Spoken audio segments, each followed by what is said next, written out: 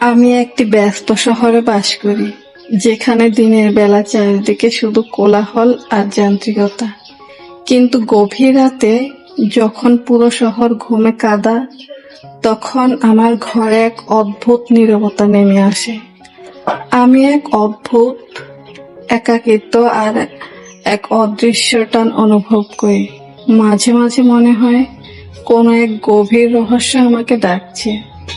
ঠিক তেমনি এক মাঝরাতে যখন চারিদিক নিস্তব্ধ, আমার মন চাইলো এমন কিছু আঁকতে যা আমি আগে কখনো এভাবে অনুভব করিনি। কোনো পরিকল্পনা ছাড়াই আমি আমার ড্রয়িং খাতার ইউনে লাইন মার্কারটা হাতে তুলে নিলাম। জানেন, সেদিন রাতে আমি আগে থেকে ঠিক করিনি আমি কি আঁকবো, কিন্তু আমার হাত যেন নিজে থেকেই চলতে শুরু করলো।